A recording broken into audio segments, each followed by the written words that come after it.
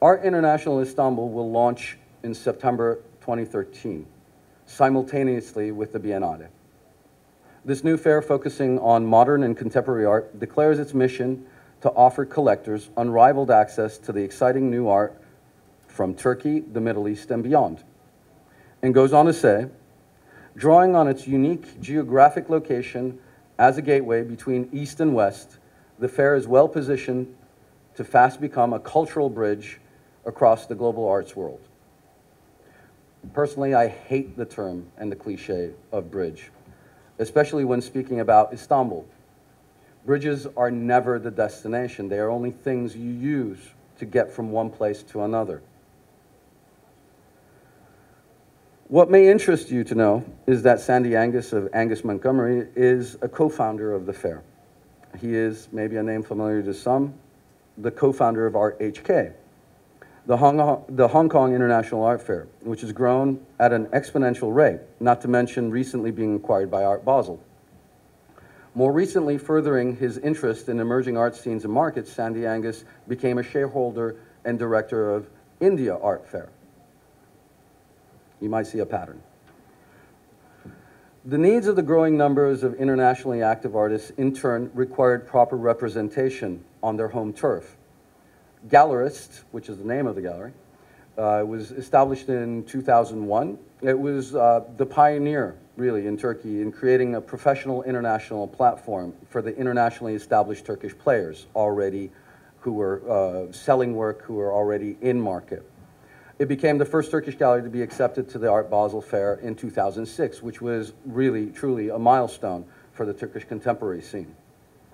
My firstborn gallery, Exist, which I established in 2004, was born out of a need to create an alternative platform for truly new and therefore until now unknown young Turkish artists, giving collectors and institutions access to works from a single undiluted source. Our specialty was we were the first Turkish gallery to ever be in China. We were kindly invited to take part in Shige in 2008. While we were in Shige, suddenly we were told, oh my God, there's this amazing art fair coming up, Art HK, you need to go. We'd never heard of it. They kindly also headhunted us while we were on show in Basel. We were at Scope Basel.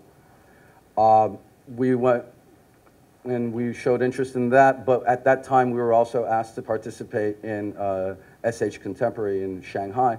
So galleries like us, you know, we're in a minority, but we've been very, very active. Regarding the galleries as a whole, they are almost all privately owned and self-supported, and by that I mean they get no government sponsorship. I have people who are always kind of amazed, especially the European side, going, how is it that you guys function? How is it that you don't have any money rolling in? There are a lot of answers, and this is not the time or place to get into it. The total number of galleries who hold at least 6 solo shows in a season and participate in at least one major local fair, like the Istanbul Contemporary Fair, doesn't exceed 50. The ones that also take part in international fairs would not exceed 10 to 12.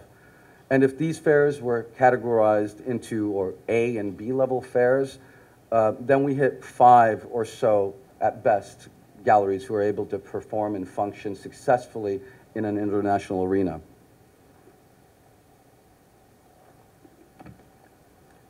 Collections, for the greater part, are still mainly private, particularly in the area of contemporary art. The main corporate or bank-driven collectors are focused on 20th century modern works, yet slowly they're starting to extend their scope to contemporary. In the last 8 years, 6 major museums have opened in Istanbul, with at least 3 new ones planned to open in the next 2 years. The Sabancı Museum, which is an extension of Sabancı Holding. The Istanbul Modern, an extension of Eczacıbaşı Holding.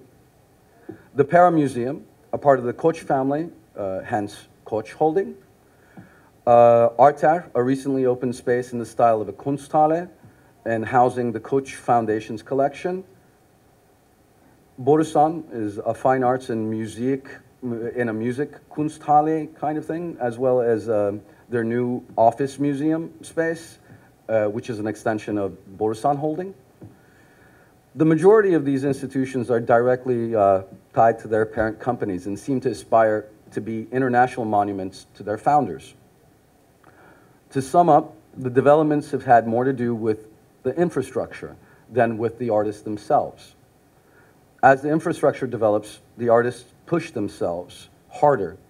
As galleries develop more international presence and have a clearer idea of what separates or makes Turkish contemporary special, they will choose to work with artists who reflect this. Now, as to what makes the market unique, I invite you to think back to the beginning of this talk. Turkey is the remains of an empire, one which has left a cultural and religious legacy behind from the walls of Vienna down to the very end of the Arabian Peninsula. The world is going to have to come to grips with the residue of this enormous problem. It's East versus West at its fundamental core. Yet, here it appears that the East is more West and closer than some might want. The need to establish a clear identity will be the main problem facing this market. This is a concern both domestically and internationally. The art fairs also face a similar problem, which we hope they will overcome. If Turkey hopes to hold the attention of the art world, the fairs have a responsibility to do more than host international galleries showing leftover works from other art fairs. Curators, collectors, gallerists, and art professionals should be able to use this platform to be exposed to new works, with Turkey acting in its role as gateway to the East, as it always has. But even when using this term gateway, I'm uncomfortable. I believe we're looking at a new region that is not just confined by the Middle East, but includes Eastern Europe and the Near East as well. We have the laboratory for the primary issues that the world is going to be struggling with for the next 25 years, at least. I consider 2008 economic crisis one of the great levelers in today's scene. It allowed a shell-shocked market to focus on quality rather than deciding that a work was desirable simply because people asked outrageous sums of money for it. Beirut-based writer and critic Kerimcan Wilson Goldie says, "This is really about how we act and how we behave as agents in a loose, often chaotic, mostly unregulated system of organizations and institutions and markets and governments."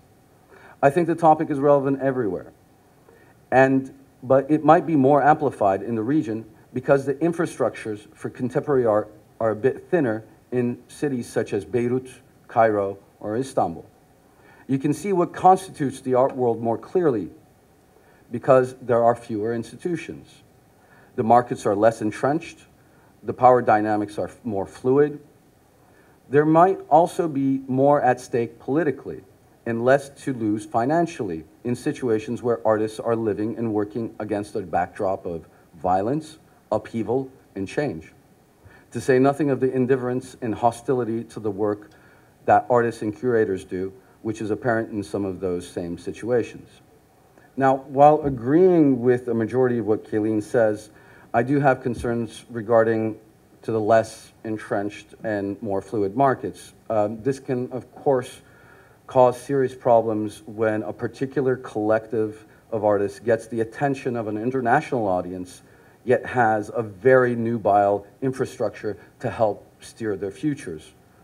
Although it's not so much injustice so close to us that is more than ample fodder for the general artistic canons. It all really depends on what you want to use art for.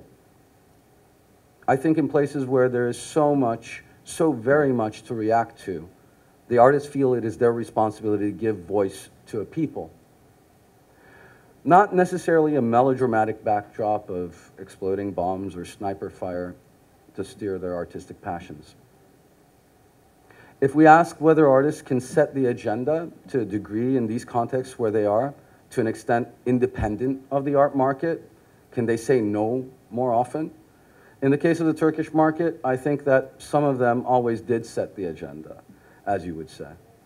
Yet the realization is becoming more widespread that the artists are not at the mercy of a gallery. But as a commercially artist, they still have to stay fairly market conscious. As a whole, the power of no is still on the rise. You could ask, are there subsequently fewer conflicts of interest if there are fewer players as such, both in the commercial and non-commercial spheres? Do artists ultimately face more challenges in Turkey? Maybe. Fewer conflicts in interest and number, but greater repercussions as a whole. That's the problem. I think artists overall face very similar challenges. It's just that some of the challenges are more real than the others. It has been my pleasure to offer you my perspective on the Turkish contemporary art market. I will conclude here and leave some room for discussions or questions. Thank you for your attention. 谢谢 Kerimcan 啊，给我们对于这个土耳其方面的这个艺术市场发展有一个他的经验心得的分享，我觉得很有意思，因为08年的金融海啸似乎他刚才讲的看法我们都同意，所以每一个地区的观察家或者是专家都认为08年的金融海啸的发生其实是一个好事啊，因为它分割了在06、07大家疯狂的购买啊，然后只为了要赚钱，但是在08年之后，大家冷静下来去挑好的艺术品，这个是一个价值跟价格的一个市场的分水岭啊，在08年底出现。那么事实上喜欢艺术这件事情是很难被训练的，没想到这个艺术家挺厉害的 ，Turtle Trainer 啊。我觉得这个对我的感触也蛮深的，就是事实上我们到处讲课，好像就是 Turtle Trainer， 但是各位不是 Turtle， 因为 Turtle 是不能被训练的，所以喜欢艺术的人，他不是被训练的，他是从他的心理、他的基因、他的这个生命的发生带来的正向能量，可能是上辈子的事情啊。这个高频正向能量是上辈子或者是某种我们没办法解释的这个情况带来的。那么，所以，但是我们还是要继续做乌龟训练师，因为我们不能够让他的血液里面含有喜欢艺术基因的这些人，在这辈子错过艺术。其实我们是在唤醒 Turtle， 而不是训练 Turtle。所以，这个是很有意思的事情。就像台湾，其实接触土耳其艺术实在是很少。我也是第一次听到这个专家来讲土耳其的艺术，但是在座的有一个人，他曾经辛苦的开了一家画廊。啊，介绍土耳其艺术家的作品，我很高兴他出现了。本来我想打电话找他，这个我的手机出现问题了，我一大堆资料都不见了，这跟掉手机一样，这个 Apple 也会出问题的。所以这个很高兴来了，等一下可以认识一下 Kerimcan，maybe 这个你碰到他以后，你继续可以继续开下去啊。那么好。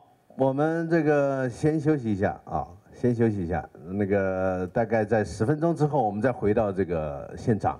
我们要请这个龚若琳小姐为我们讲解一下东南亚这个印尼、新加坡附近，而且她可能会告诉我们，会鼓励大家一起到这个巴厘岛去玩。